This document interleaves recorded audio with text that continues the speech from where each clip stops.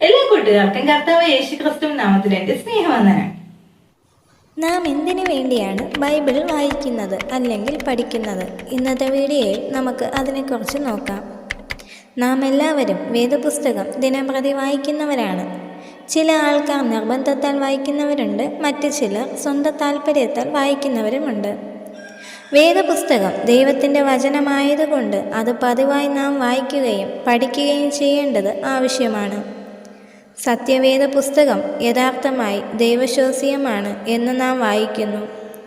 വേറൊരു രീതിയിൽ പറഞ്ഞാൽ നമ്മോടുള്ള ദൈവത്തിൻ്റെ വാക്കുകളാണ് വേദപുസ്തകത്തിൽ കാണുന്നത്. പല തത്വചിന്തകന്മാരും ഉന്നയിച്ചിട്ടുള്ള അനേക ചോദ്യങ്ങൾക്ക് ദൈവം തരുന്ന ഉത്തരങ്ങളാണ് ബൈബിളിൽ കാണുന്നത്. മനുഷ്യജീവിതത്തിൻ്റെ ഉദ്ദേശം എന്താണ്? നാം എവിടെ നിന്ന് വന്നു? മരണാനന്തര ജീവിതം ഉണ്ടോ? സ്വർഗത്തിലേക്കുള്ള വഴി ഏതാണ്? ഈ ലോകത്തിൽ എത്ര തിന്മകൾ സംഭവിക്കുന്നത് എന്തുകൊണ്ട്? നന്മ ചെയ്യുവാൻ മനുഷ്യന് ബുദ്ധിമുട്ടായിരിക്കുന്നതിൻ്റെ കാരണം എന്താണ്? ഇങ്ങനെയുള്ള പല വിഷമം പിടിച്ച ചോദ്യങ്ങളുടെ ഉത്തരം മാത്രമല്ല, അനുദിന ജീവിതത്തിലെ അനേക പ്രായോഗിക പ്രശ്നങ്ങൾക്കും വേദപുസ്തകത്തിൽ ഉത്തരമുണ്ട്. ഉദാഹരണമായി, ഒരു വിജയകരമായ കുടുംബജീവിതം എങ്ങനെ സാധ്യമാക്കാം? എനിക്ക് എപ്രകാരം ഒരു ഉത്തമ സുഹൃത്തായിരിക്കാം? ഒരു ഉത്തമ മാതാവോ പിതാവോ ആയിരിക്കുന്നത് എങ്ങനെയാണ്? എന്നിങ്ങനെ ദൈനംദിന ജീവിതത്തെ ധന്യമാക്കുവാനുള്ള വഴികളും വേദപുസ്തകത്തിൽ ഉണ്ട്. വേദപുസ്തകം പരിപൂർണമായി വിശ്വസനീയവും അപ്രമോദവും ആയതുകൊണ്ട് നാം വേദപുസ്തകം വായിക്കുകയും പഠിക്കുകയും ചെയ്യേണ്ടതാണ്. മറ്റു പല വിശുദ്ധ ഗ്രന്ഥങ്ങളെപ്പോലെ വെറും സാരോപദേശങ്ങൾ മാത്രം അടങ്ങിയ പുസ്തകമല്ല ബൈബിൾ. ബൈബിളിലെ നൂറുകണക്കിന് വിശുദ്ധമായ പ്രവചനങ്ങളും ചരിത്രരേഖകളും അതുമായി ബന്ധപ്പെട്ട ശാസ്ത്രീയ രേഖകളും ബൈബിളിൻ്റെ വിശ്വസനീയതയെ ഉറപ്പിക്കുന്നു. ബൈബിളിൽ പ്രമോദങ്ങളുണ്ട് എന്ന് പറയുന്നവർ വാസ്തവത്തിൽ അവരുടെ കാതുകൾ സത്യത്തിന് അടച്ചു പിടിച്ചിരിക്കുകയാണ്. ഒരിക്കൽ യേശു കർത്താവ് ഇങ്ങനെ പറഞ്ഞു.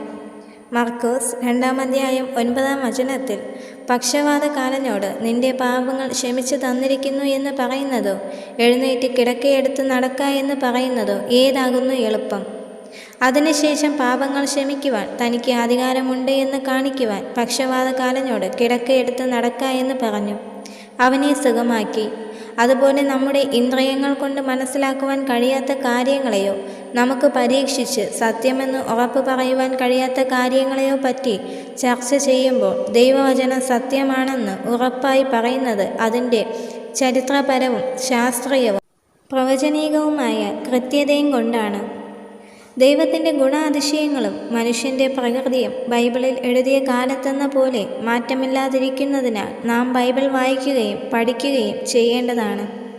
അതുകൊണ്ട് ബൈബിൾ എഴുതിയ കാലത്തെന്ന പോലെ ഇന്നും ബൈബിളിന് പ്രസക്തിയുണ്ട്. മനുഷ്യൻ ശാസ്ത്രീയമായി വളരെ അഭിവൃദ്ധി പ്രാപിച്ചിട്ടുണ്ടെന്നത് സത്യം തന്നെ. എന്നാൽ മനുഷ്യൻ്റെ പ്രകൃതിക്കോ മനുഷ്യൻ്റെ ആഗ്രഹങ്ങൾക്കോ ഒരിക്കലും മാറ്റം വന്നിട്ടില്ല. സഭാപ്രസംഗി 1:9 പറയുന്നത് പോലെ മനുഷ്യബന്ധങ്ങളിൽ സൂര്യന് കീഴിൽ പുതുതായി യാതൊന്നുമില്ല എന്നത് മറക്കാനാവാത്ത സത്യമാണ്.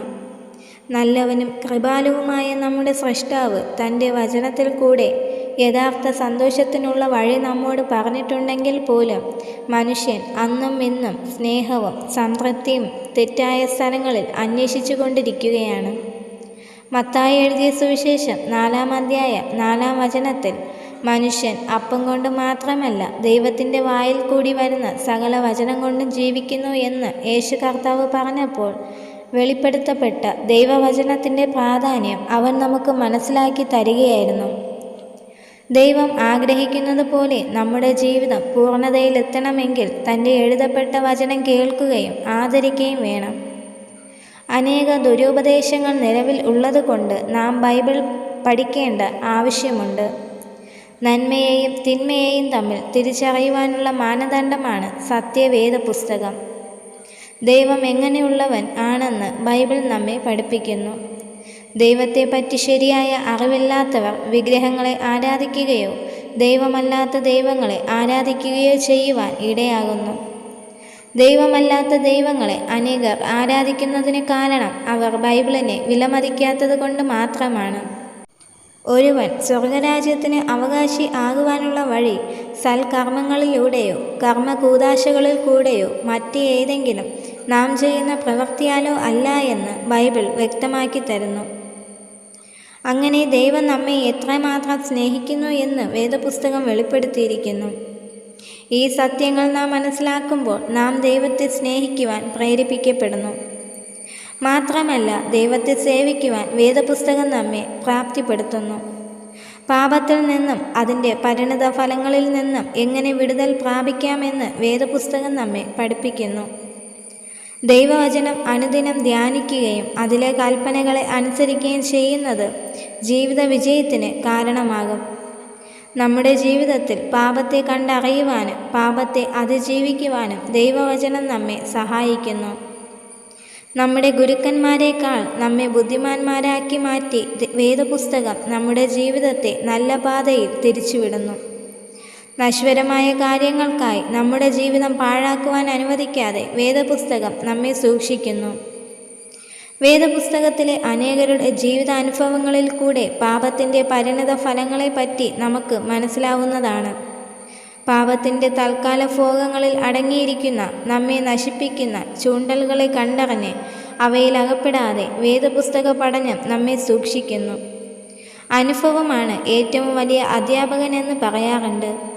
എന്നാൽ പാപമെന്ന അനുഭവം അതിക്രൂരനായ അധ്യാപകനാണ്.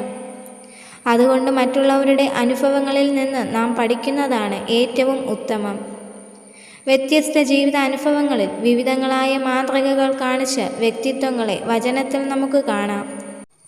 ഭക്ഷണം ചവച്ചരയ്ക്കാതെ വെറുതെ വിഴുങ്ങിയിട്ട് അതിൽ നിന്ന് പോഷകങ്ങളൊന്നും ലഭിക്കാതെ തുപ്പിക്കളയുന്നത് പോലെ വെറുതെ വായിച്ചു വിടേണ്ട ഒരു പുസ്തകമല്ല ബൈബിൾ.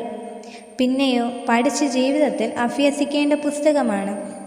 നാം കഴിക്കുന്ന ആഹാരം ദഹിച്ച് നമ്മുടെ ശരീരത്തിൻ്റെ ഭാഗമായി തീരേണ്ടതുപോലെ വേദപുസ്തക പഠനവും നമ്മുടെ ആത്മീയ ജീവിതത്തെ പുഷ്ടിപ്പെടുത്തേണ്ടതാണ്. വേദപുസ്തകം ദൈവത്തിൻ്റെ വചനമാണ്. അതുകൊണ്ട് പ്രകൃതി നിയമങ്ങൾക്ക് അധീനരായി നാം ജീവിക്കേണ്ടതുപോലെ തന്നെ ബൈബിളിൽ വെളിപ്പെടുത്തിയിരിക്കുന്ന ആത്മീയ നിയമങ്ങൾക്കും നാം കീഴ്പ്പെടേണ്ടവരാണ്. ഭൂമിയുടെ ആകർഷണ ശക്തിയെ വെല്ലുവിളിച്ചുകൊണ്ട് ആർക്കും ജീവിക്കുവാൻ സാധിക്കുകയില്ലല്ലോ. ആയതുപോലെ ദൈവവചനം നമ്മുടെ ജീവിതത്തിൽ എത്രമാത്രം പ്രാധാന്യമുള്ളതെന്ന് എത്ര ഊന്നി പറഞ്ഞാലും മതിയാവില്ല. വേദപുസ്തകത്തെ അതിൻ്റെ ആഴങ്ങളിൽ നാം ഇറങ്ങി ചെല്ലുമ്പോൾ മാത്രമേ അതിലെ ആഴമുള്ള സത്യങ്ങളെ നമുക്ക് മനസ്സിലാക്കുവാൻ കഴിയുകയുള്ളൂ. ഇതിനായി ദൈവം നിങ്ങളെ ഏവരെയും സഹായിക്കുമാറാകട്ടെ. ആമേൻ.